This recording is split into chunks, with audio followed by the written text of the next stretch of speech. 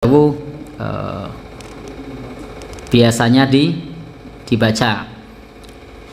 Misalnya ini yang bahasa Arab ya, yang bahasa Indonesia masih banyak. Ada yang malam jemuah para mayit podo tile ummah bali ing kuburan. Terus gimana? Ya, itu bukan sholawat. Itu malah menanamkan keyakinan yang merusak akidah, seolah-olah mayit iso mulih nek malam jemuah. Jadi kalau begitu malam jemuah orang disiksa nang kubur, apa mulih? Ya. Lah ini kok disebut sholawat. Nah, itu bukan sholawat. Jangan sampai kemudian membaca itu lalu mengatakan dirinya bersholawat. Ya banyak sih yang kemudian mengatakan begitu. Malam jemuah para mayit podo tile ummah. Sudah sekonti sholawat. Bukan sholawat itu.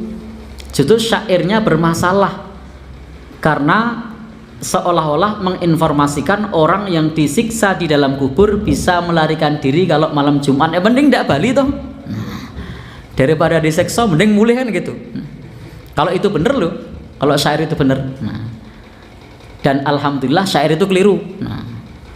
Sehingga orang yang mati tidak bisa tile ummah malam jemuah, tidak bisa melarikan diri dari alam kubur, karena disebut pula alam barzah. Barzah itu alam yang terdinding, yang terhijab. Terdinding, terhijab, sehingga tidak bisa untuk kemudian kembali. Maka kalau kemudian ada yang menjelaskan dengan hitungan-hitungan tertentu, seperti misalnya hitungan 6.000 kali misalnya, atau yang lainnya, tidak perlu dibaca. Seperti misalnya sholawat fatih. Ada yang pernah mendengar?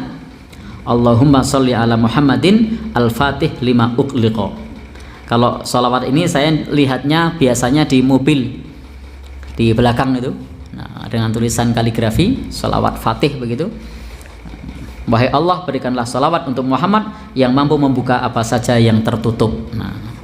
Biasanya ini diminta untuk membaca kepada orang sebanyak 6.000 kali misalnya.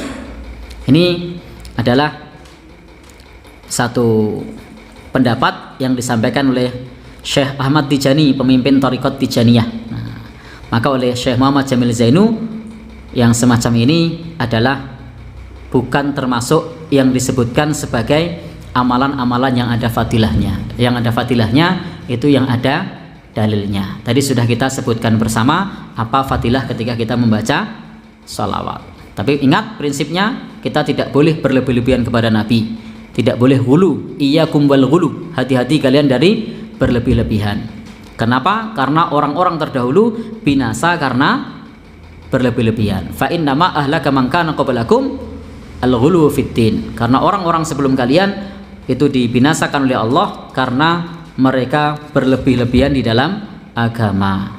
Sama pula kita kepada Nabi Shallallahu Alaihi Wasallam, tempatkan beliau sebagai hamba dan utusan Allah Subhanahu wa Ta'ala, dan lakukanlah sholawat sesuai dengan tempatnya.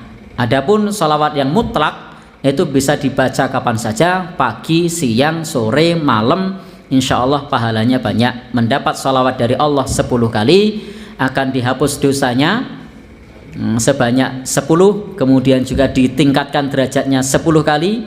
Kemudian pula Allah turunkan rahmat, turunkan magfirah, Allah memberikan pahalanya, dan seterusnya. Dan insya Allah termasuk orang yang paling dekat kepada Nabi, aqrabuhum minni manzilah, itu adalah orang yang paling banyak membaca sholawat. Termasuk yang kelak akan mendapatkan syafaat Nabi adalah orang yang membaca sholawat kepada Nabi Shallallahu Alaihi Wasallam. Dan yakinlah kita, sholawat yang kita baca akan sampai kepada Nabi Shallallahu Alaihi Wasallam. Termasuk sholawat itu adalah salah satu sebab di dalam wasilah untuk terkabulnya doa. Karena kullu doa mahjubun hatta yusalli alayya. Setiap doa itu terhalang sampai bersolawat kepada Nabi Shallallahu Alaihi Wasallam.